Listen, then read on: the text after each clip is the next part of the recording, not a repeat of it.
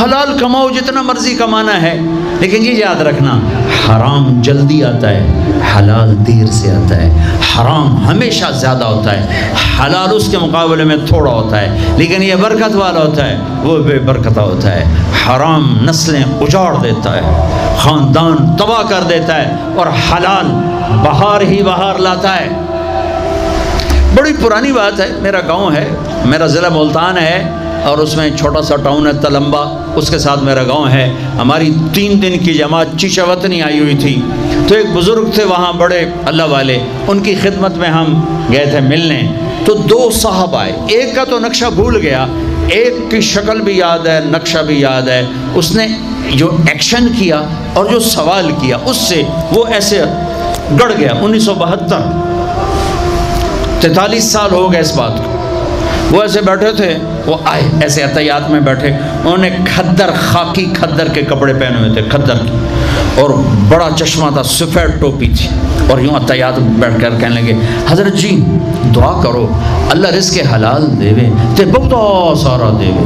بھائی یہ ایکشن مجھے ایسا گڑ گیا کہ نہ کپڑوں کا رنگ بھولا نہ اس کی شکل بھولی۔ حضرت جی دعا کرو اللہ رزق حلال دے وے تے بہت سارا دے وے۔ تو وہ ہنس پڑے، کہنے لگے حلال تو تھوڑا ہی لبو۔ انہوں نے بڑے پولے منہ سے کہا حلال تو تھوڑا ہی لبو۔ یہ نہیں کہ آپ فاقوں مرو گے، حرام زیادہ رہے گا، حلال کم رہے گا، لیکن بابرکت ہوگا، عزت، آبرو، اطمینان، سکون، چین۔ اللہ کی قسم حرام کا پیسہ بھی کانٹا بن کے تمہارے ضمیر میں اتر جائے گا، تمہاری نیندیں حرام کر دے گا، تمہاری نسلوں کو برباد کر دے گا، تمہاری اولادوں کو نافرمان کر دے گا۔ کن کے لیے کماتے ہو؟ وہی تمہیں ذلیل و خوار کر کے رکھ دیں گے۔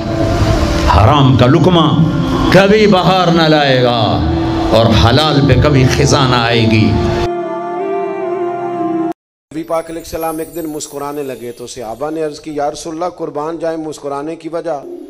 تو حضور نے فرمایا قیامت والے دن 2 بھائی آپس میں جھگڑا کریں گے، ان کی بات سوچ کر مسکرا رہا ہوں۔ ایک کہے گا یا اللہ میرا اسے حق لے کے دے، تو اللہ فرمائے گا اس کے تو پہلے ہی بڑے حق تھے، نیکیاں تو اس کی جا چکی، اب تو کیا حق لیتا ہے؟ تو کہے گا مالک اس نے بڑا تنگ کیا، دنیا میں بڑا ستایا ہے۔ تو اللہ فرمائے گا اچھا اس طرح کر، اٹھ نہ ذرا جنت کی طرف نظر کر۔ جنت کی طرف نظر کرے گا تو کیا کمال محلات نظر آئیں گے۔ عرض کرے گا مالک یہ کس کو ملے گا؟ شہید کو، صدیق کو، یا اے اللہ سب سے بڑھ کر جو تیرے پیارے انبیاء ہیں ان کے محلات ہیں؟